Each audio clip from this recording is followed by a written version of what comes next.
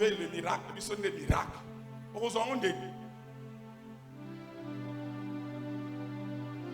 La première étape pour atteindre la plénitude de la présence de Dieu. D'abord, c'est le parvis. Amen. Le parvis, pour entrer dans le parvis, il y avait une porte. Et quand vous entrez dans le parvis c'est une partie très importante. Le rôle des parvis d'abord, c'était d'abord pour la rencontre de l'homme avec Dieu. Amen. Quand on entrait dans le parvis, c'était juste pour se connecter. L'homme devait se connecter à Dieu. C'est la première partie du tabernacle qui est aussi la première partie de l'homme. La première partie de l'homme, c'est quoi? C'est le corps. C'est ça le parvis. Amen. Maintenant, quand l'homme entrait dans le parvis, il y avait une porte. Une porte là signifiait toujours Jésus-Christ. Amen. La porte d'entrée des parvis, c'est ça la rencontre de l'homme avec Dieu, qui signifiait quoi? Jésus-Christ. Une porte là, tu es entré. C'est au moment où l'homme accepte le Seigneur Jésus-Christ comme Seigneur et Sauveur de sa vie. Tu es dans le parvis. Amen. Dis-moi, je suis dans le parvis. Je suis dans le parvis. On peut lire la parole de Dieu. Jean chapitre 10, verset 6 au 10e verset. Jean dans le parvis là. Jean chapitre 10, verset 6 au 10e verset. Qu'est-ce que la Bible nous dit? On lui dit. Oui. Jésus leur dit cette parabole. Oui. Mais ils ne comprirent pas de quoi il leur parlait. Jésus leur dit encore, en vérité, je vous le dis. Oui. Je suis la porte de brebis. Écoutez, je suis quoi? Je suis la porte de brebis. Je suis la porte de brebis. Or, pour entrer dans le parvis, il y avait une porte d'entrée. C'est ça la rencontre de l'homme avec qui? Avec son Dieu. Quand tu entres vers cette porte, tu es entré en contact avec Dieu. Amen. Jésus dit, je suis la même porte là qui était dans le parvis. Ça représente qui? Jésus-Christ lui-même. Quand tu es dans le parvis, c'est la première partie que l'homme fait. Amen. Le premier pas, je peux dire, que l'homme fait de rencontre avec son Dieu. Ok, continue frère. Tous ceux qui sont venus avant moi, oui, sont des voleurs, oui, oui, et des brigands. Oui, oui. Mais les brebis ne les ont point écoutés. Oui. Je suis la porte. Jésus dit, moi je suis quoi? La porte. La porte d'entrée. Si quelqu'un entre par moi. Si quelqu'un entre par moi, oui. Il sera sauvé. Il sera sauvé, ok. Il entrera et il sortira. Oui. Et il trouvera de pâturage. Oui, oui. 10. Oui. Le voleur ne vient que pour dérober, oui, égorger et détruire. Quoi? Moi, oui, je suis venu afin que le pays ait la vie. Oui. Et qu'elle soit dans l'abondance, au verset. Ok. Amen. Le parvis, la mission, l'objectif des parvis d'abord c'était de restaurer la relation que Adam avait détruit dans le jardin d'Éden. L'homme devait rencontrer son Dieu dans le parvis. Dès qu'on est là, tout enfant de Dieu, il est dans le parvis. C'est dans le parvis qu'on est sauvé. C'est dans le parvis que chacun de nous a rencontré le Seigneur Jésus-Christ. Amen. Donc vous avez fait un premier pas dans la vie chrétienne. Amen. Mais lorsqu'on est dans le parvis, on ne se limite pas seulement dans le parvis. Parce que le tabernacle avait le parvis, avait aussi les lieux saints et aussi les lieux très saints. On ne peut jamais se limiter dans le parvis parce qu'on est dans le parvis. C'est l'erreur que les chrétiens d'aujourd'hui commettent. J'ai déjà reçu Seigneur Jésus-Christ, je me limite par là. Non, il y a aussi l'effort, il y a aussi une lutte que vous devez fournir afin d'entrer dans le lieu saint. Parce que le tabernacle avait été divisé que par des rideaux. Quand tu passes le parvis, tu dois entrer dans le lieu très saint. Lieu saint. Mais écoutez, dans le parvis, il y avait le cuivre de rein. Et quand quelqu'un venait avec l'animal, et la Bible dit, on devait égorger l'animal. Et le sang qui était vexé, le sang là devait sauver la personne qui était péchée. Qui vivait dans le péché, ok? C'est ça, ça représentait juste l'œuvre de la croix. Amen. Tout ce qui s'est passé dans l'Ancien Testament, ça faisait que couvrir quoi? Le péché. Mais Jésus-Christ s'est fait pécheur pour sauver les pécheurs. Il s'est fait pécher pour sauver les pécheurs. Ok? Quand vous entrez dans le parvis, vous êtes sauvés. Directement, l'œuvre de la croix entre en action. Ok? Oui. Et celui qui a amené les victimes devait confesser ses péchés. Tous les péchés sont pardonnés. Lisons d'abord Jean chapitre 1, verset 29. Qu'est-ce que la Bible dit? Toujours dans le parvis.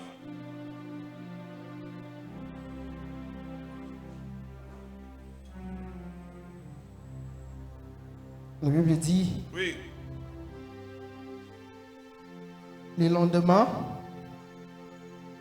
lendemain, il vit Jésus venant à lui. Et il dit, voici l'agneau de Dieu qui ôte le péché du monde. Amen. Amen. Jean-Baptiste a présenté Jésus étant l'agneau de Dieu qui fait quoi? Qui ôte le péché. Or, dans l'Ancien Testament, quand on entrait dans le parvis, tout ce qui s'est passé, tout ce que les sacrificateurs faisaient, ça ne ôtait jamais le péché, ça faisait que couvrir le péché. Il n'y a que Seigneur Jésus-Christ, quand tu les reçois, c'est alors que tous vos péchés sont pardonnés. Est-ce que quelqu'un m'attend? Là, nous sommes dans le péché et dans le parvis. Dans le péché, dans le parvis, nos péchés sont pardonnés. Dans le parvis, on est devenu enfant de Dieu. Dans le parvis, on est sauvé. C'est dans le parvis que nous avons reçu le salut. Mais on ne peut jamais se limiter que dans le parvis. On doit continuer et aller aussi dans les lieux saints. Est-ce que quelqu'un m'attend? Écrivez ça. L'objectif du parvis, c'est d'abord le salut. L'objectif. Quand vous rencontrez Seigneur Jésus-Christ dans le parvis, l'objectif est atteint. C'est quoi l'objectif? Vous avez le salut. Amen. Ok. Vous avez le salut. Mais pour avoir ce salut, il faut croire. Dans le parvis, il y a des choses que tous les chrétiens doivent faire. Écrivez ça. La première des choses, c'est de croire au Seigneur Jésus-Christ. Là, vous entrez dans le parvis. Et quand vous êtes dans le parvis, c'est dans le parvis que le péché de l'homme doit être pardonné. Amen. Est-ce qu'on peut lire la parole de Dieu? Romains chapitre 9, 10, verset 9 au 10. Ah, c'est l'enseignement. Ah, si vous n'écrivez pas là, je ne sais pas quoi, qu'est-ce que vous allez faire? Débrouillez-vous. Romains chapitre 10, verset 9. 9 à 10. La Bible dit, oui. Si tu confesses de ta bouche, si tu confesses de ta bouche, ok? Le Seigneur Jésus. Seigneur Jésus. Et si tu crois dans ton cœur que Dieu l'a ressuscité des morts, oui. Tu seras sauvé. Tu seras sauvé, ok. Car c'est en croyant du cœur. Écoutez ça, c'est en croyant du cœur. C'est ça la première chose qui se passe dans le parvis. Vous croyez. Il faut croire au Seigneur Jésus-Christ, la première des choses. Ok? C'est ce qui se passe dans le parvis. Oui?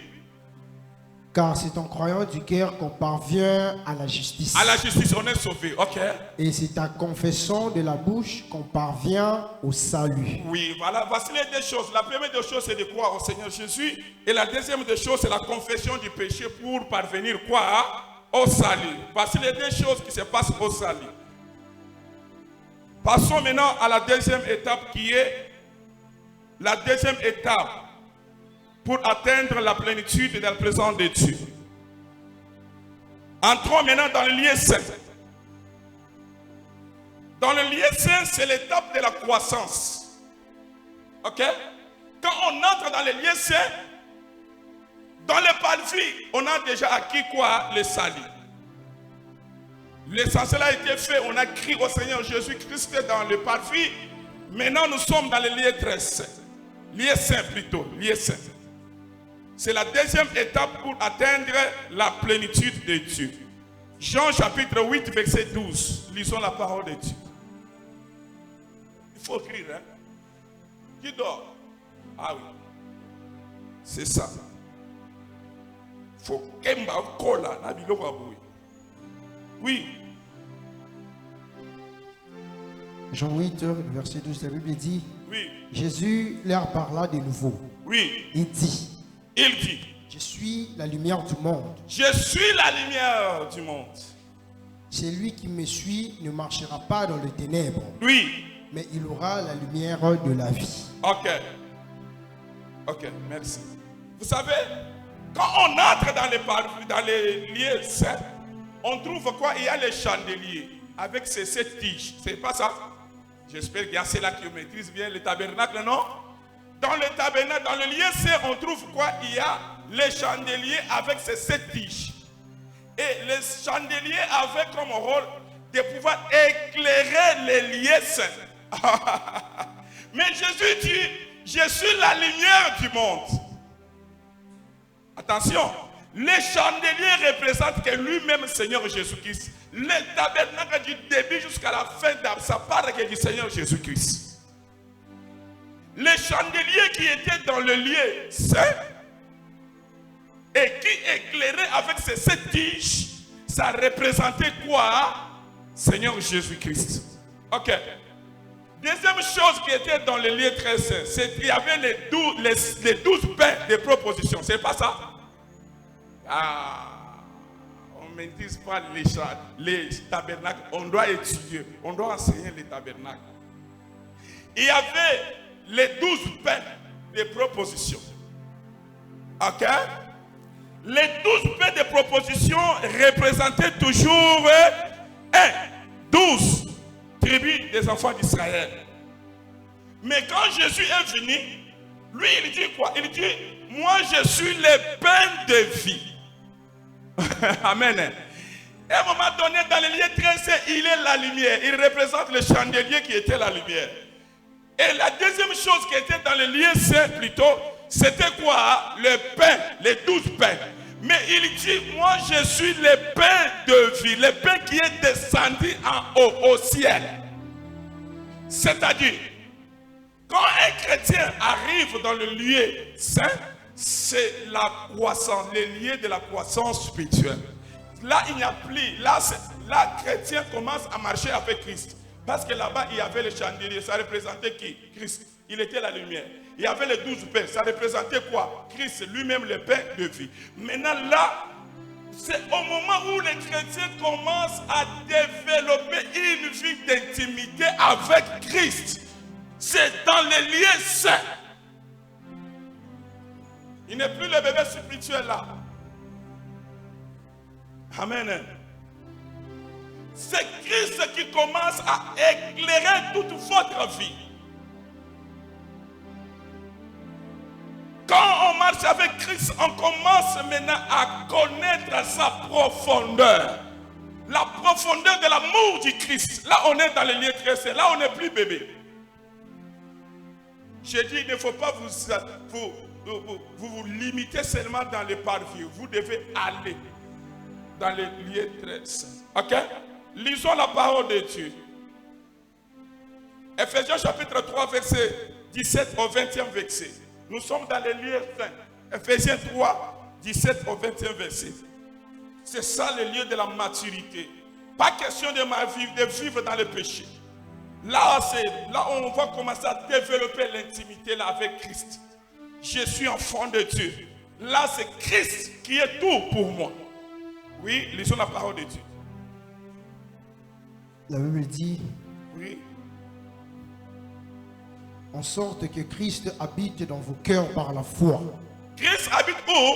Dans vos cœurs. Dans vos cœurs par la foi. Ok. Afin qu'en Quand étant... Christ, écoutez, quand Christ habitait dans vos cœurs au travers de la foi, là on parle de ce qui était passé dans le parvis. Ok? Maintenant on passe maintenant dans le lieu très saint. Quand on est déjà, Christ habite déjà en nous, dans nos cœurs, dans la foi. Maintenant dans le lieu très saint, on dit quoi? Qu'est-ce que l'homme commence à faire, chrétien? Qu'en étant enraciné Oui, en étant raciné, ok? et fondé dans l'amour, Ok? vous puissiez comprendre avec tout le sein quelle est la largeur. Attention, vous faites faire quoi? Que vous puissiez comprendre Nous puissions comprendre avec tous les saints. Là, on parle des saints parce qu'on est déjà, on est devenu saints, c'était dans le parvis. Mais quand on passe le parvis, on devient saint. Parce que tous chrétiens sont saints et non parfaits. Ok? Ok, maintenant on dit quoi? vous puissiez comprendre avec tout le sein Nous commençons maintenant à comprendre ensemble avec les saints. C'est quoi? Ce que nous devons comprendre. quelle est la largeur, Quelle est la largeur? la longueur, La longueur, la profondeur la profondeur et la hauteur. et la hauteur. Voilà ce que nous devons commencer à chercher. Et connaître Et connaître aussi l'amour de Christ l'amour de Christ qui surpasse toute qui connaissance, surpasse toute connaissance. en sorte que vous soyez remplis jusqu'à toute la plénitude de Dieu. Oh, c'est dans les lieux saints. Quand on devient dans les lieux saints, on commence maintenant à comprendre la largeur, la longueur, amen, de la présence du Christ. Et aussi connaître aussi la profondeur de son amour. C'est alors qu'on doit atteindre sa plénitude. Vous savez, le problème, c'est quoi avec les chrétiens? Les chrétiens n'arrivent jamais à développer l'amour qu'ils ont avec Christ. L'intimité de cet amour-là. Vous êtes pris à un Dieu que vous ne maîtrisez pas. La raison pour laquelle les démons de vos familles ne font que déranger votre vie tout le temps. Dans les lieux saints, on doit commencer à développer l'amour. Connaître, je fais l'effort. Là, c'est la parole de Dieu. Il va commencer à acheter, il achète la Bible. Il doit commencer à lire cette Bible et connaître aussi le Christ là qu'il a reçu. C'est dans les lieux saints. 20. Oui, 20. Or, à celui qui peut faire par la puissance, Qui préfère quoi? qui peut faire Qui préfère? par la puissance Oui. qui agit en nous, infiniment au-delà de tout ce que nous demandons ou pensons. Au verset. Bien aimé, quand on commence à développer l'amour du Christ, tout ce qu'on peut demander au-delà, il est au-delà de tout.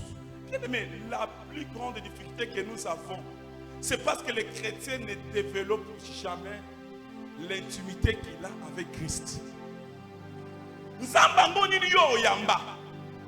Tu es dans les lieux saints. Tu es dans les lieux saints. Est-ce que tu es en train de développer, c'est-à-dire faire des recherches, mener des recherches dans la parole de Dieu pour atteindre, pour connaître la largeur et la longueur et aussi connaître aussi la profondeur de l'amour du Christ. Depuis Oyamba Yesu, Yozara na parvis. Et dans les parvis, tu veux Zabenzala, Bitumbeza Makasi na famille nanga. Non, bien aimé. Quand tu atteins cette dimension-là, quand tu es dans le lien très saint, commencez juste à développer l'amour, connaître la profondeur, connaître la largeur dans la prière, dans la parole de Dieu. Et quand vous atteignez cette dimension de la connaissance du Christ elle-même va commencer à dégager le miracle dans votre vie. Ce qui fait de vous que vous plairez tout le monde, tout le temps, c'est parce que vous n'arrivez jamais à atteindre cette dimension. Un chrétien où les démons de sa famille ne fait que déranger sa vie tout le temps. Un chrétien qui passe dans des délivrances tous les jours. La raison pour laquelle beaucoup de gens se sauvager à ping-pong. Parce que vous ne voulez pas atteindre la dimension de connaître la largeur, la longueur de l'amour de Christ. yemba Yesu yo tikala na yo kaka na parvi. Akoyaka na masumu na mibali na parvi na lieu très saint. Bakoyaka suna masumu te. Ko masumu nyo se limbisama na parvi. Na lieu très saint et comme il est fort. Bien-aimé, moi votre père, j'ai fourni l'effort de connaître la longueur et la largeur de cette personne de Christ que je vous prêche.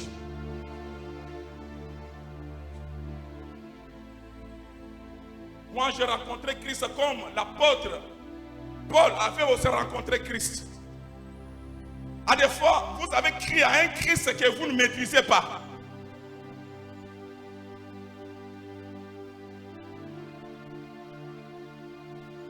Vous n'arrivez jamais à fournir des efforts. Regarde la vie que vous menez là-bas.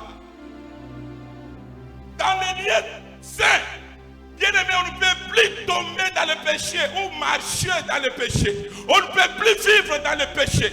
On ne peut plus coucher avec tous les hommes. Dans les lieux saints, on doit commencer à développer l'intimité avec Dieu. Connaître la largeur, la profondeur de ce Dieu-là que vous avez créé.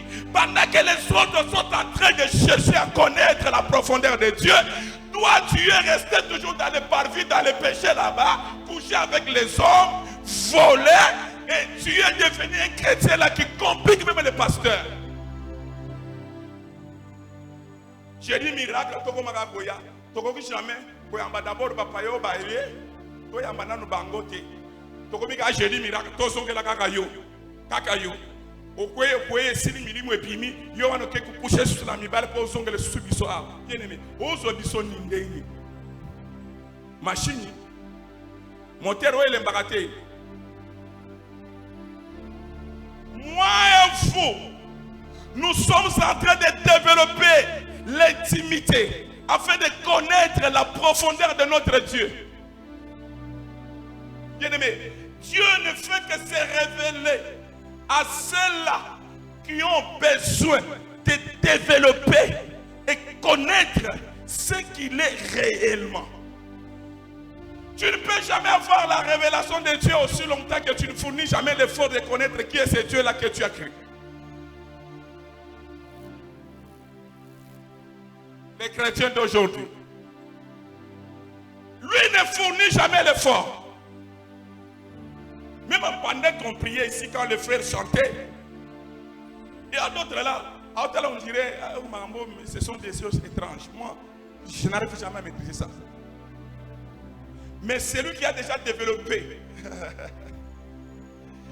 l'amour, qui a maîtrisé la profondeur, l'amour de Dieu. Bien aimé, il y a une autre dimension où il y a une autre dimension quand tu as cette dimension, même dans bando qui a quartier.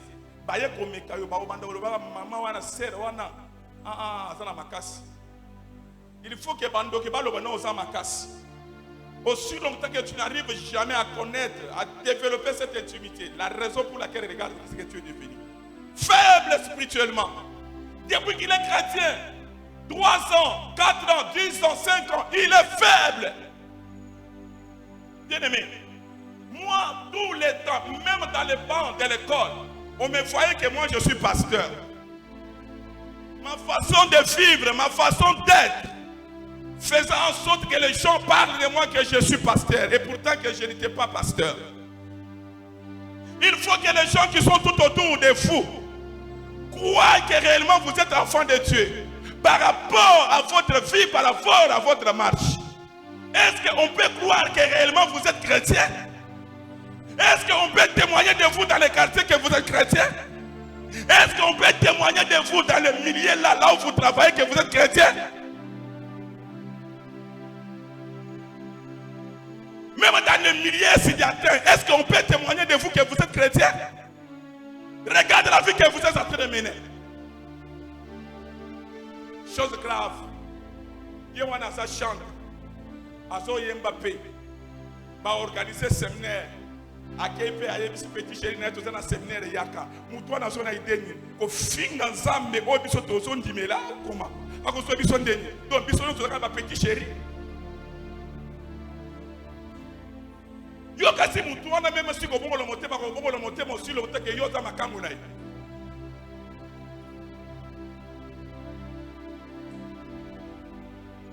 Maintenant, bitu meso ko makasi. Ye wana ko mina ba retraite. Ye soe, sambe, na sale la kayo. Kama mono kuna yo. Laisse d'abord la vie du péché. Cherche à développer l'intimité, de connaître la largeur, la longueur de la présence de ce Dieu. Dans les lieux saints, pas question de vivre dans le péché.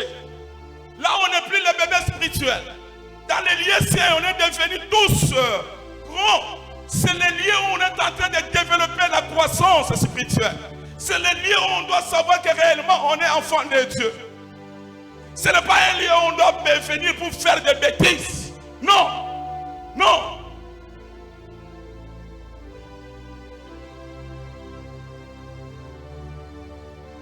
Moi, en tant que je suis là, combien de fois ma bêta, ceux qui m'ont AVC, ceux qui m'ont paralysé, ma bêta, quand on a senti de bêtis, mais la plénitude de Nasa Nango est côte à gâter dans l'ongola. Yo zamwa na Nzambe, comment aux Zimbas? Aux Zimbas, comment toi tu es enfant de Dieu? Oh Mouyibi. Obimina mobile abatu, kolo mobile abetio basu. Une mauvaise vie.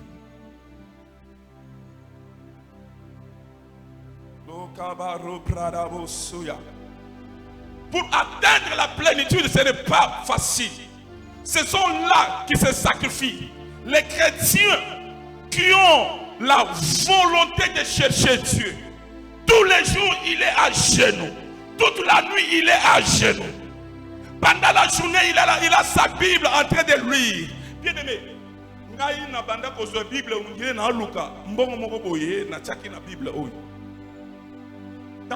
je lis la parole de Dieu, c'est comme si je faisais juste pour connaître la largeur et la longueur de cet homme de Jésus.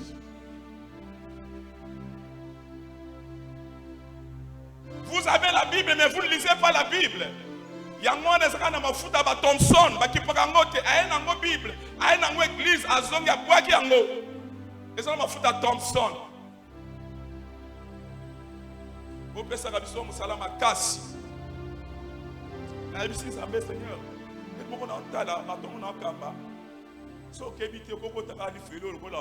Moïse akota kanate. Bon baton ba mi tout passe.